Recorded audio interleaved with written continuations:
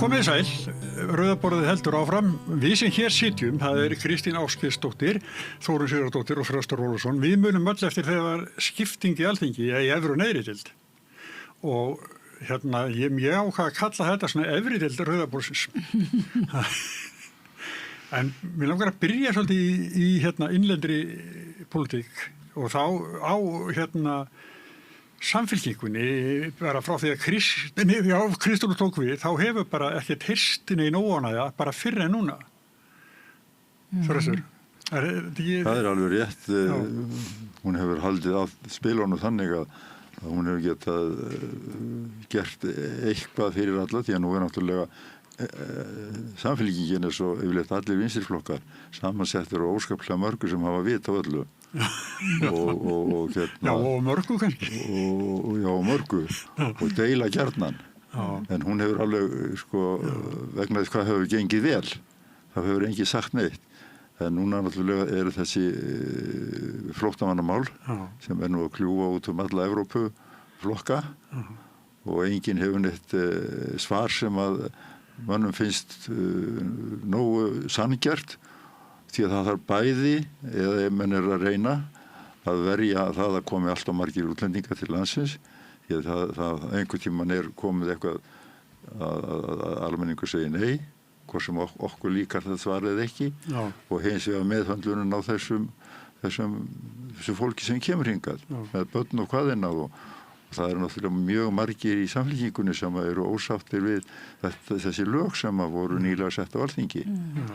Og Guði sé lof þá var þetta ekki ráðherra samfylkingarinnar sem fyrir formaður samfylkingarinnar til dæmis. Jú, nei, ég meina sem knúður lögin fram. Annar ráðherra sem að það var ráðherra annars flokks, sko. Já, fyrir ekki. Ég sagði efri deild, heyri. Nei, já, en Kristrún bara allir fær hún storminn í fangið. Já, svo á mann svona aðeins eftir að sjá það hvernig þetta fer allt, en þetta náttúrulega mjög flókið mál og það mjög erfitt að átta sig á því það eiginlega allar leiðir vondar með þessar fjölskyldur sem að enda hér og vilja ekki fara og börnin fylgja foreldrum sínum. Og lítil börn eiga náttúrulega að fylgja foreldrum sínu númer 1, 2 og 3.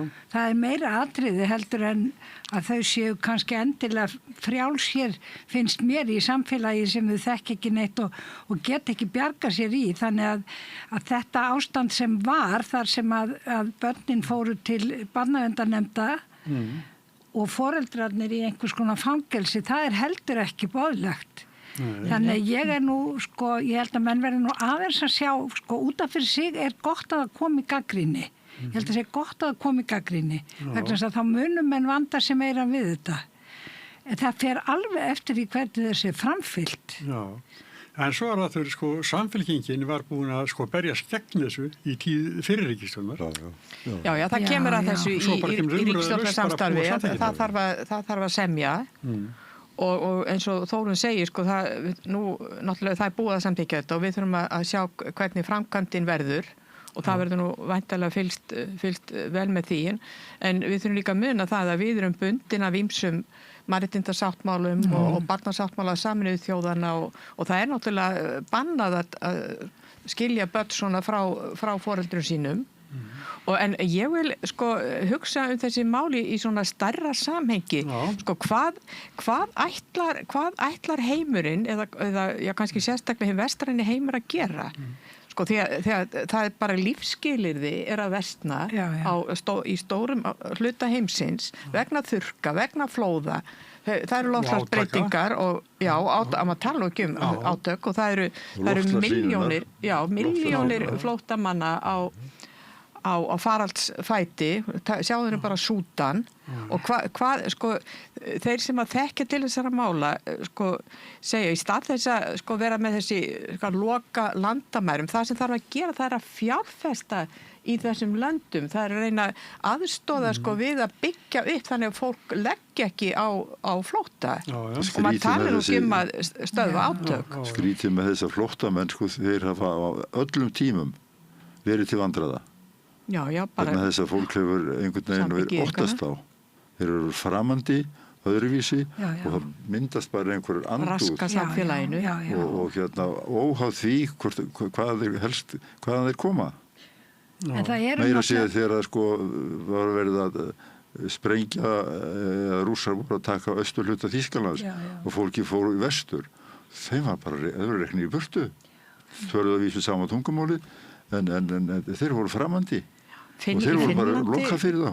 En nú þetta náttúrulega þannig að það ekki bara við sem erum bundin af þessum samþykktum. Það allar nágranna þjóðirnar og þær eru allar með einhvers konar svona fyrirkomula. Já, það eru allir. Þannig að það verður einhvern veginn að finna einhverja lausn á þessu. Og það er kannski þetta er spurning að íslensk stjórnvöld eða Íslandingar eigi frumkvæði að umræðum þetta, hvað getum við gert?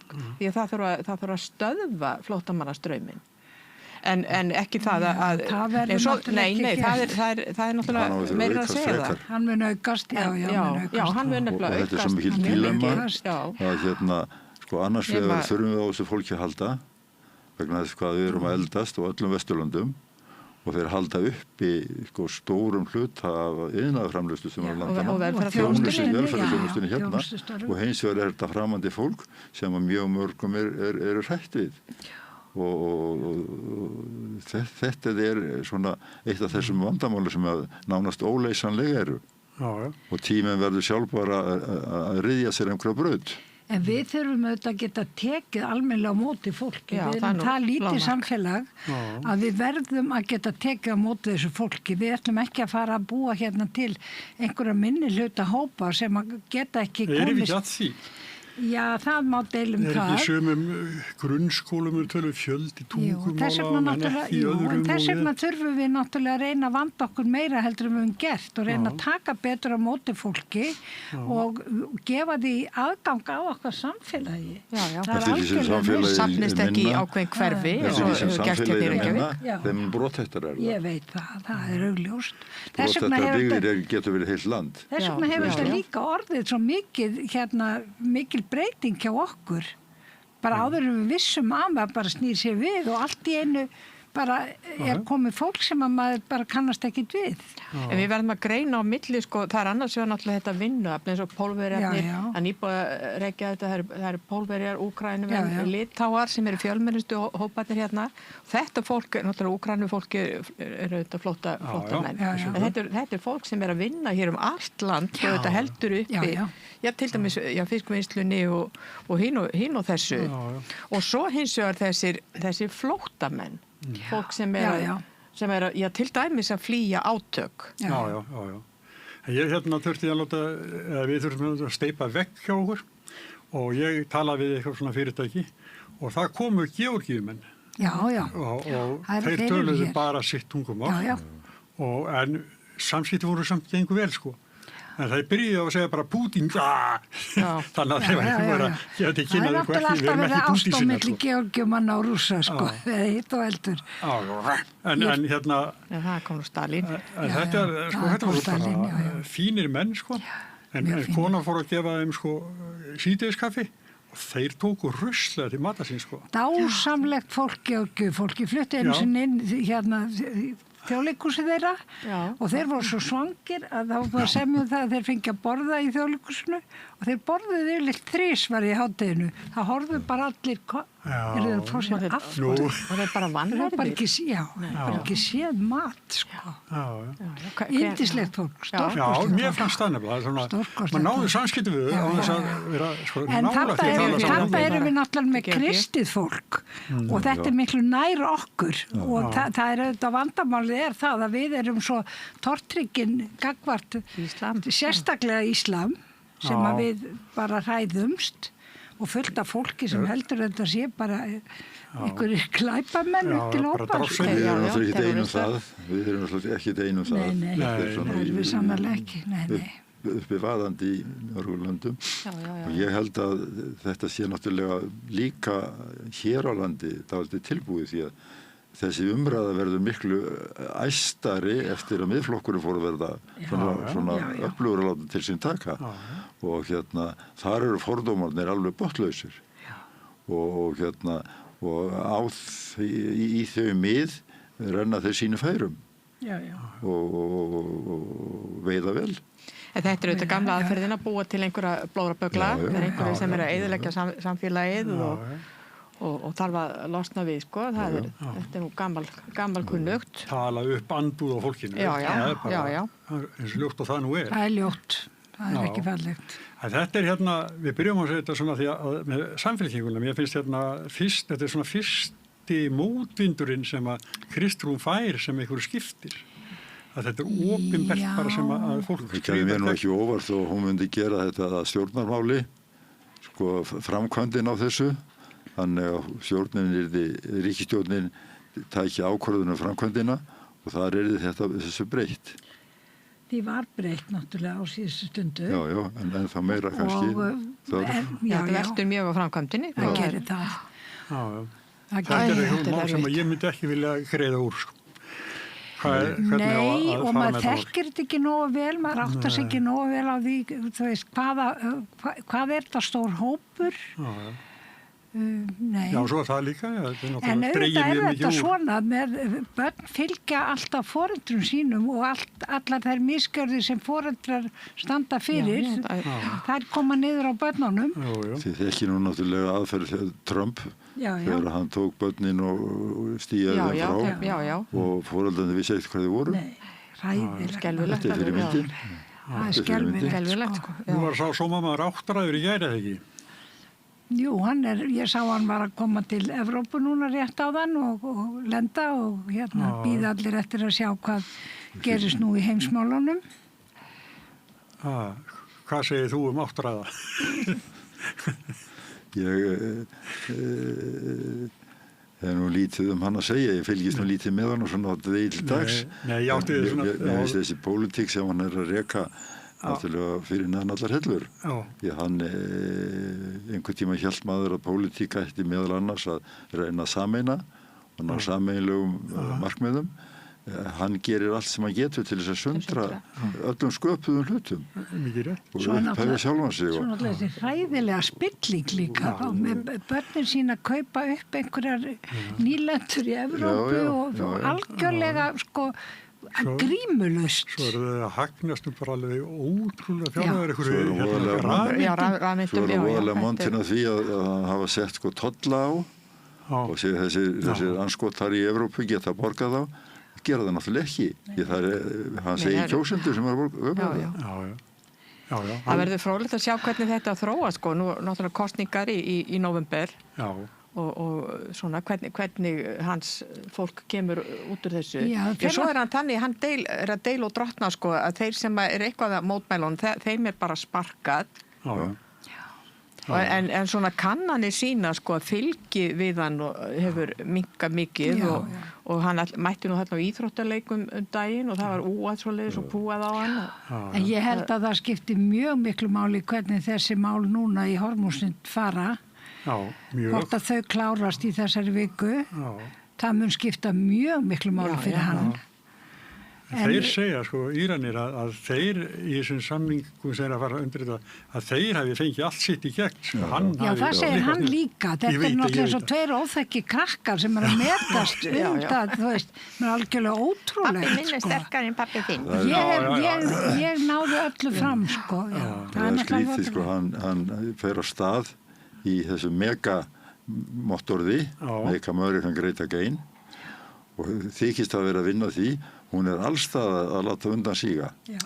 Hún er á hverjum einustu vígstöðum, hvort það er í Indlandi, Kína, Evrópu, Ástralíu. Það er allir að reyna að draga sig út og reyna að byggja upp sitt eigið. Hann er að tapa á öllum vígstöðum. En serur þetta sem Great Again? Mér langar alltaf að vita hvenær voru Bandaríkin svona greit, sko. Það var náttúrulega eftir seinni heimsstyrjöldina. Það er eina tímabil, það er virkilega, sko. Það var náttúrulega mjög öflugir. Það var mjög öflugir þá. Og örlátt á vissan hátt. Já, nú skilst mér að inntakið í þessari megahreyfingu meðalans þetta veri ekki að flækjast út alla trissur og með hernað og læti og þar hefur hann náttúrulega algjörlega brugðist og hans skjórn. Hann er búin að gefast upp á að fá friðarverðlaun Nóbels, það er alveg ljóst. En hann fekk nú friðarverðlaun FIFA, en aldrei á knattspyrnusamband. Fótbolta, já, hann var nú ekki þeim til sóma, satt að segja. Nei, aldeilis fínn Nei, að það er rosalega áhugavert hvernig þessi vika verður á alþjóðasviðinu. Vegna þess að það skiptir svo gríðarlega miklu mál og bara það að það kom í morgun semst frétt það að það yrði skrifað undir þetta samkomulag á föstudag og það lækka strax olíuverðum allan heim. Já. Þetta er alveg ótrúlegt, sko. Það sem ég held að sé stóra spurningin í þessu, það er Ísrael. Já, og þeir náttúrulega neita að hlýða þessu, þeir alltaf ekki, þeir bara héldu áfram að sprengja, sko. Það er spurningi hvort þeir eru bara reynilega hertakasvæði, sko, í Líbanon. Þeir eru að búa til svæði sem eru búin að sprengja í loftu, hringin í kringu sig. Og þeim er bara nákvæmlega saman hvað aðri segja. Já, og hvað er drepa marga. Vegna þess að það ræður engi við þá. Það er náttúrulega alveg ótrúlegt og mesta hörmung okkar tíma, sko, það skulle virkilega ekki vera hægt að stoppa þennan brjálæðing af Netanyahu. Það er alveg ótrúlegt. Það er hafa getað gert mikla bölvun í krafti þess samúðar þegar þeir fengu eftir stríðið. Já, það er ótrúlegt. Holocaust og annað þvílið. Það er ennþá sem þeir eru alað þessu. Því ég þekki svolítið til í Þýskalandi þeir sko ala svo gjörsamlega á því þar þeir megi ekki hreyfa sig í einu eða neinu með ekki einu sinni samþykkja sko ályktun Evrópusambandsins vegna þess að þá eru þeir orðnir óvinir Ísraels og það er ekki gott í Þýskalandi Holocaustlandi nei, það er hræðilegt. Þannig þeir hafa þetta til að í Þýskalandi hafa þeir þetta og þeim er nú öflugasta ríki í Evrópu núna og þessi skömm það er alltaf sko kvikt í henn upp og nýtt. Já. En það er eins í Bandaríkjunum sko, þar er bara mjög alvarlegt að vera að gagnrýna Ísrael. Fólk er bara ofsótt. Þeir eiga náttúrulega svo svakalega sterka hópa það er nú að breytast. Það er aðeins að breytast. Kannanirnar sína það almenningur sko, snúist við. En það er mjög erfitt að vera að gagnrýna opinberlega. Já. Þetta er náttúrulega sko hryllileg staða sem að gyðingar hafa þurft að þola sko.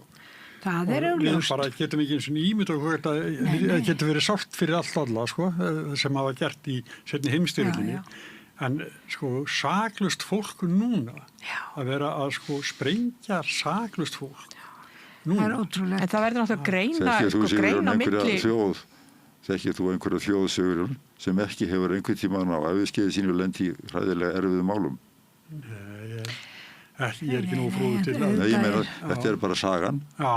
Þetta er bara sagan og þó þetta hafi verið gert öðruvísi, Hitler hafi gert öðruvísi heldur, það hefur þetta gengið. Hvað gerðu þeir með indjánana í Ameríku? Jú. Þjóðamorð. Eða í Ástralíu. Já. Eða hvað gerðu þeir keisararnir í Rússlandi og Katrín Mikla. En þú hefur þessa sögu skrifa það. Við vorum kannski ekki alltaf að barnanna bestir. Þeir eru líka okkar hliðar. En það þarf að, sko, mjög mikilvægt finnst mér að greina á milli sko stjórnarinnar og stjórnarstefnunar í Ísrael og svo almenning, svo bara gyðinga almenning. Ríkisstjórnin í Ísrael er bara sko lýðræðislega kjörin ríkisstjórn og hún á bara skilið gagnrýna eins og allar aðra ríkisstjórnir. En það að gagnrýna hana, það er alltaf snúið, því er alltaf snúið upp í þessi gyðinga andu. Það er alltaf bara fáránlegt. En þeir beita þessu. Það var núið upp úr því að ég væri antisemitista því ég gagnrýtti Ísraels stjórnina á stundarhefingunni í Berlín. Skrifaði einhverja grein í það í eitthvað blaðið og ég var bara það er þessi endalaust beitt. Antisemitisti. Bara stimplaður og búst. Og til eilíðar Nei. En meðan að það stóð sko. Nei, þetta er heimur versnandi fer. Þetta er svona búið að vera svona aukin svona átök og svona nærri okkur og hluseldur hefur verið áður bara allan í mínu lífi. En svo er svo misjátt sko hvað kemst á dagskrá? Sko það er náttúrulega eins og til dæmis Sýrland. Hvað er að gerast í Sýrlandi? Súdan? Sko Súdan bara, það er skelfilegt ástand í Súdan. Það er náttúrulega hræðilegt alveg. Og bara, þú veist, þetta fer Afrika er bara, fólk bara gleymir henni, sko. Já, hún er bara... Sem er kannski verst. Það er mjög misjætt ástand. Eitthvað verst dæmi sem við eigum bara það ekki. Jú, þetta er alveg skelfilegt. Og það er fólki bara að bjarga laus. Það er eins og, sko, maður fara að hugsa með svona erfiðar deilur innan ríkja deilur, borgarastyrjaldir, að það sé ekki hægt að leysa það nema annarkur mörki lífur hinnum. Og þá fyrst komist friður á. Já, ég hugsa þér. Því að það að vera að búa til einhvern frið, vopnaðan frið, þar sem allir eru reiðbúnir til þess að hleypa af leið og stíðir yfir á villusum stað í samningunum. Það dugar ekki. Þeir verða bara að gera eins og Ameríkanar við Indjánana, sko. Þeir sem vilja ná völdum þarna. En nú er maður náttúrulega að vona að þetta samkomulag núna hugsanlega ná í gegn af því að það eru svo margar þjóðir sem hafa tekið þátt í þessu. Bæði Pakistan og Óman, sérstaklega þessi 2 lönd sem liggja náttúrulega þarna að og eru mjög öflug og fleiri þetta sem hafa komið að þessu. Þannig að það verða svo margir sem að koma, sem að reyna og bara vilja átta sig á því hvað þetta er skelfilegt og ef maður horfir á þetta landsvæði og horfir á Hormúsundið með Persaflóa öðrum megin og Ómanflóan hinum megin, þá er þetta svo ótrúlega, þetta er svo lítið sund, sko. En þetta tengir algjörlega austur og vestur. En þú tala vel um Óman. Já, ég er svo hrifin á Óman, sko, ég segi bara þeir sem er með fordóma gagvart múslimum þeir eru að skoða Óman, það er stórmerkilegt land. Sem að það sem tókst nefnilega akkurat, bara menntaður einvaldur, auðvitað er þetta einveldi, það soldánin er einvaldur, en þegar þeir fundu olíu, sem er ekkit rosalega mikið, en samt nóg til þess að þá byggja þeir upp allt samfélagið. Þeir byggja 300 skóla og 80 heilsugæslustöðvar til þetta allt í menntun. Það er alveg ótrúlegt. Og svo setur til þess að láta ekki olíuna stjórnallu, þá setur þessi soldán sem var þarna í 50 ár sem dó 2020, hann setur sem sagt, hann lætur sjómennin að fá utanborðsmótora til þess að geta fiskað og hann lætur bændur fá peninga til þess að geta ræktað. Þannig hann byggir upp samfélagið. Svo náðan því áður en hann dó að gera dómstólarna sjálfstæða, sem er náttúrulega mjög sérstætt í þessum heimsluta. Og konur náttúrulega hafa mjög mikið rétt þarna. Þannig þetta er, ég segi bara, ef þið haldið að múslimar séu alvondir, skoðið þá Óman, það er merkilegt. Ég hef svo mikla fordóma, skal viðurkenna það, gagnvart Trump. Að ég tek ekki mark á nokkum einasta máli sem hann samþykkir eða neittar. Hann er búin að skipta skoðun daginn eftir. Hann hefur enga skoðun. Hann bara segir eitthvað. Það er nú spurningum andlegt ástand. Það get ekki þú alvarlega. Þú meinar að hann muni þá ekki skrifa undir á föstudaginn? Já, hann finnur eitthvað annað, senda einhvern mann sem ekki hafði umboð, sem skrifar undir. Og hérna... Nei, hann gerir ekki. Ég held að málið sé nú það að þetta Íran stríð sko er búið að valda honum og hans stjórn miklum vandræðum og þeir vilja sko reyna að stoppa þetta. Ég bara óttast að þá, nú er það Kúba næst á dagskrá. Það sem að gerast líka, það verður sko Ísraelsmenn munu gera allt sem geta til eyðileggja þetta og þeir eru sterkir í Bandaríkjunum. Svo er náttúrulega ekki víst að Íran hleypumönnum að sínu úrani. Nei. Það er náttúrulega það sem að Bandaríkjamenn leggja mig. Hann segir að það svo verði og með þeir segja það ekki. Já, þeir hafa ekki alveg svarað því, sko. Það er svona ekki alveg ljóst hvað hérna... Nei, það kemur ljós í vikunni. Það er mjög spennandi. Sko, nú er það þannig að 29. ágúst nálgast óðfluga. Já. Og þetta á að reyna verulega mikið á þjóðina næstu vikur. Það var nú mikið léttir að það skildi koma meiri hlutin með já núna. Það aðeins róar umræðina í smá tíma, held ég. Já, þetta var nú naumur meiri hlutin þetta. Já, en samt. Sko, samt, já. Ég veit það ekki, verði ekki bara allt sett í gang, sko. Það sem er svo erfitt, sko, það er að fá fólk til þess að sko, vera málefnalegt, leggja staðreyndir á borði, sko. Ef þetta, þá gerist þetta, og ef hitt, þá gerist eitthvað annað, bara fara yfir þetta frá A til Ö. En það líka náttúrulega, já, ég veldi fyrir mér sko hvað fólk að hugsa með að sko við ætlum náttúrulega að fá góða samningamenn ef það verður sagt já og farið í þessar umræður. Þá treystum við því af hverju heldur fólk að við eigum ekki fólk sem getur samið með Evrópusambandið. Ef við eigum enga samningamenn, auðvitað þurfum við góða samningamenn. Ef við eigum enga samningamenn. Við höfum alltaf fundið þá. Hvernig ætlum við þá að lifa í framtíðin og börnin okkar? Ætlum við bara að vera hérna út í Ballarhafi og aldrei að semja við nokkurn mann? Svo skrítið. Við erum aldrei reynsluna því að semja.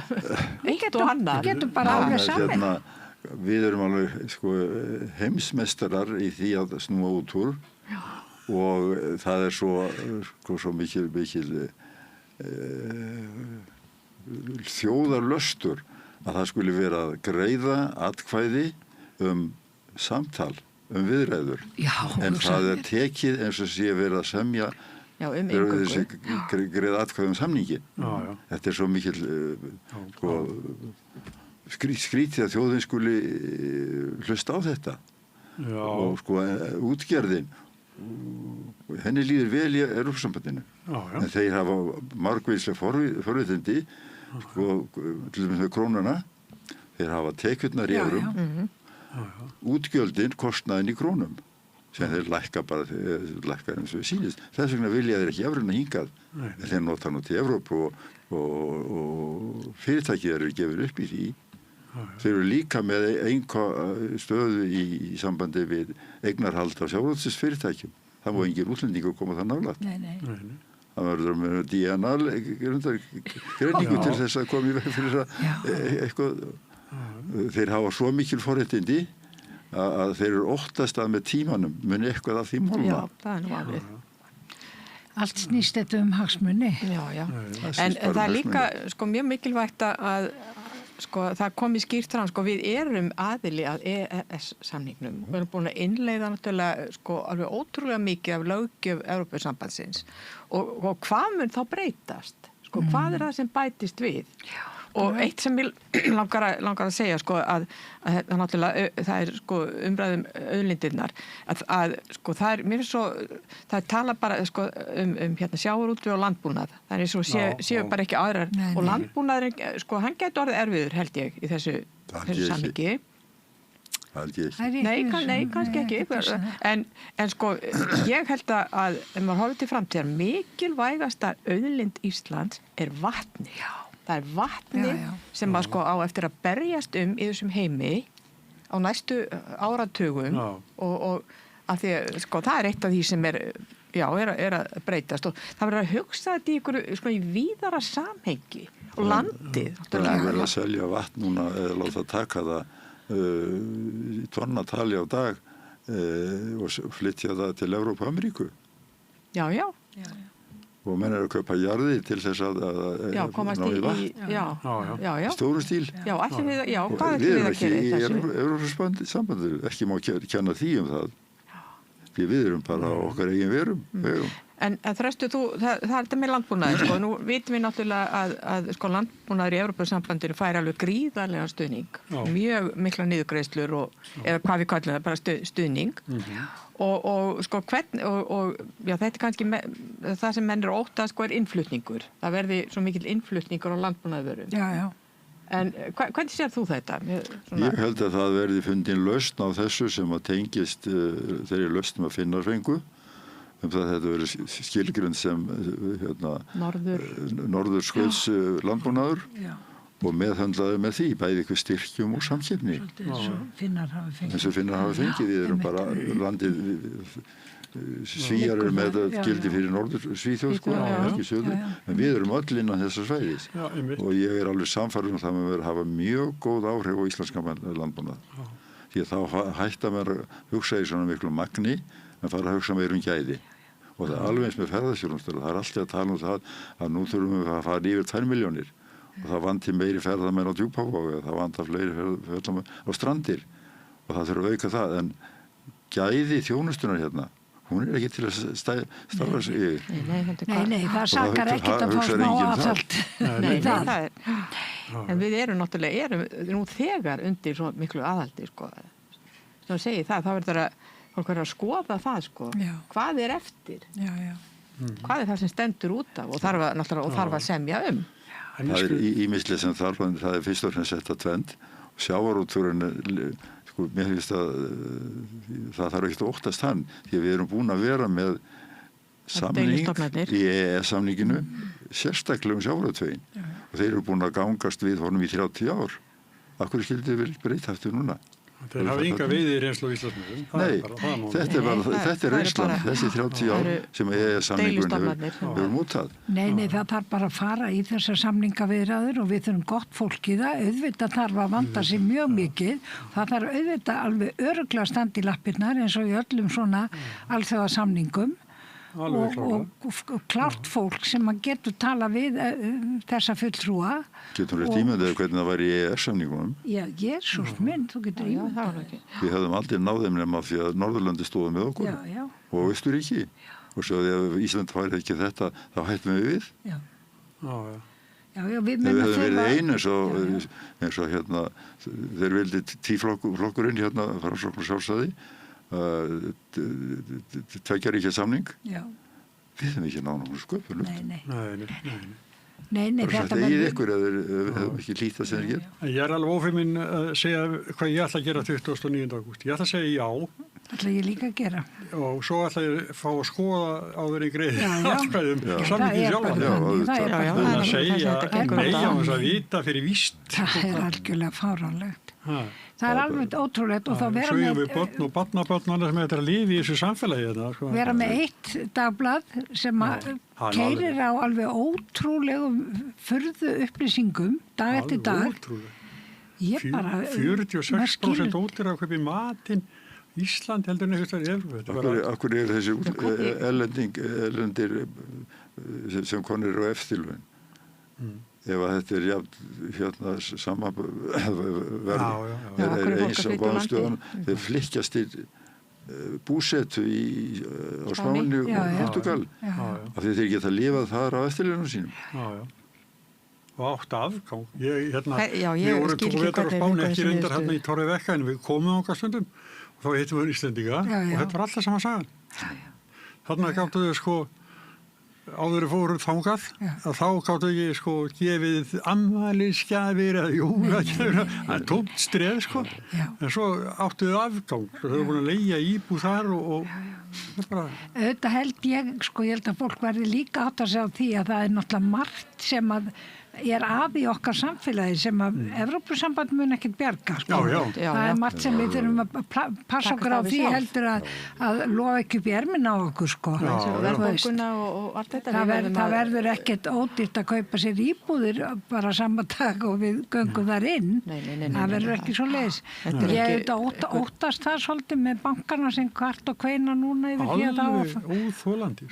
Fara að setja einhver smá gjald á það og þeir bara hversu virði þeir eru í kauphöllin hér og þar, það bara, við verðum að lifa hérna.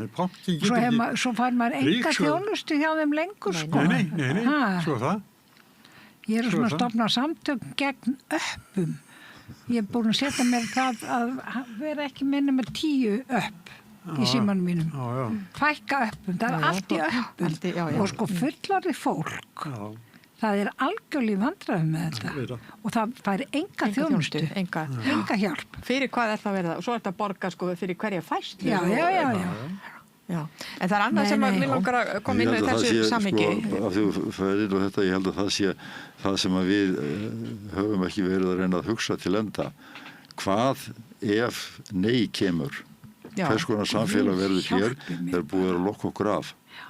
Og sjávarútvegs auðvaldið og fjármálaauðvaldið með 2 flokka í taumhaldi, Framsókn og Sjálfstæðisflokki. Merk sígur allt sko. Við verðum á svipuðum stað og við vorum 1700 þar sem að kóngurinn var langt í burtu, setti einhver almenn lög sem enginn vissi þekkti en svo vorum við mergsogin af stórbændum og embættismönnum. En við verðum náttúrulega áfram með EES-samningi. Við erum að stefna því að við segjum bara öðruvís útfærsla. Við verðum náttúrulega áfram með EES-samningin.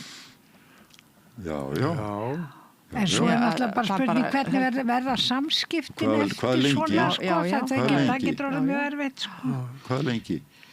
Það er ekki gott að segja. Þá er það normenn sem ráða því hvað þeir stjórna því. Því að það er svo erfitt með þessar þjóðaratkvæðagreiðslur og að margir klappi fyrir því að það er svo erfitt að fara að gera eitthvað á móti þeim. Það þarf að líða bara áratugir.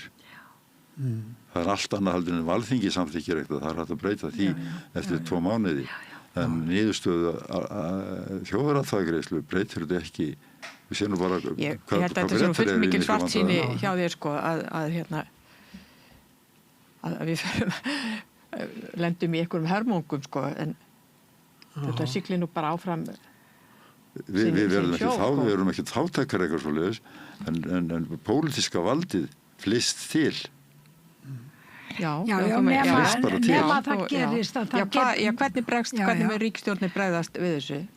En mér langar svo að koma inn á það, sko, það voru fréttir í dag, þarna var að segja frá, sko, fylgi vinstri flokkana við sko, þjóðaratkvæðagreiðsluna, og það VG og fólk en kýs VG og sósíalista, og þar er báðum flokkum, sko, meiri hluti fyrir jáinu.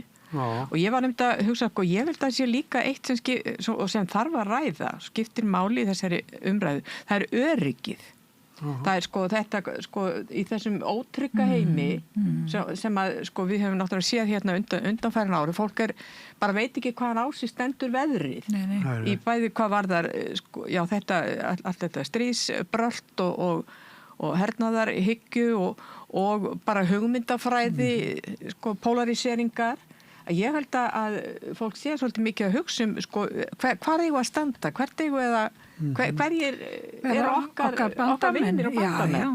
Ég held að þetta skipti bara miklu máli. Það gerist þannig að allar þjóðir þurfa skjól. Litlar þjóðir þurfa skjól. Ég held náttúrulega að við eigum eftir að þurfa að halla okkur meira á Norðurlöndunum. Ég held að það sé alveg ljóst. Og ég held að við getum ekki þau segja bara á fundum, sko, við ráðamenn komið inn í Evrópusambandið, þá getum við fyrst hjálpað ykkur. Ég veit það það er það sem segja, sko. Þetta einhliða samband eða sem var á milli Norðurlanda og Íslands, þó að það hafi ekkert að dáið út, þá er það orðið allt öðruvísi heldur en var. Og það er komið í fjölþjóðlega samstað við Eystrasaltið, grúpunar hér og þar, en miklu minna í þessu svokallaða Norðurlandaráði. Það er mjög mikil samvinna alltaf, sko, mikil Norðurlandana og til þess að Sameinuðu þjóðunum og Eystrasaltsríkin eru ævarandi þökk við Íslendinga. Þetta er hérna stórleikjum Baldvins. Það er nú sorglegt mál hvernig endaði og var farið með Jón Baldvin. Alveg svakalega. Maðurinn sem að einhver mesti velgjörðamaður þjóðarinnar með þessi samningi, hann er bara útlegur. Já. Hann er komið hingað. Hann átti nú sinn þátt í því sjálfur. Já, en það eru náttúrulega alls konar mál sem eru erfitt sem að það er samt, sko, var hann í hinu líka, sko. Við erum rætt þetta bræðurnir okkar á milli líka, sko.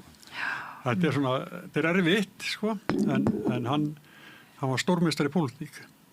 Já, þetta er mjög sorglegt. Mjög sorglegt. Stórgáður maður og opbóðslega fróður. Ég man eftir því að ég var aðstofamaður hans og þegar var verið að vinstri flokkarnir voru að ræða með að ná saman með vinstri stjórn. Ólafur Ragnar og Svavar og fleiri, sko. Og Jón Baldvin sagði við það, já, allt í lagi, ef þið tryggið mér meiri hluta við EES.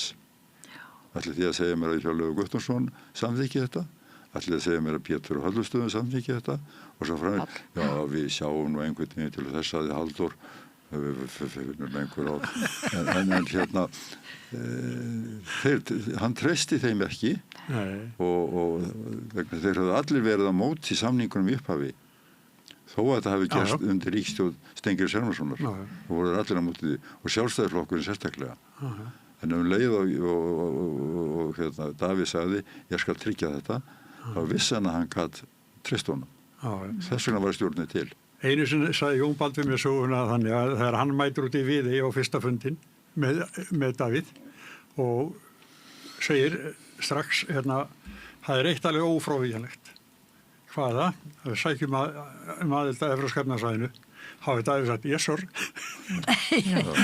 og eftir það réði hann í öllu sko, því að Jón var búinn að fá sitt langstærsta mál.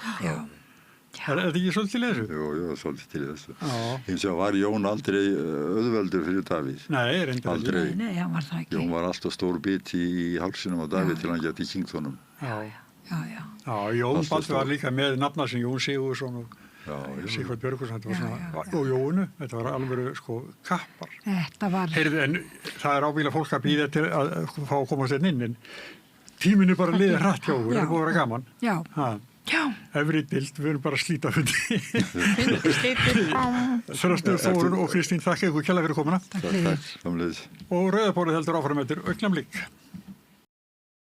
Góðir fjölmiðlar eru mikilvægur partur af því súrefni sem sérhvert samfélag þarf á að halda. En góðir fjölmiðlar, þeir þurfa ekki endilega að vera hlutlausir, en þeir verða að vera sjálfstæðir. Alveg eins og góðir háskólar og traustir dómstólar þurfa að vera sjálfstæðir. Þeir þurfa að þjóna fólkinu, ekki valdinu. Ég heiti Þorvaldur Gylfason og ég styð samstöðina.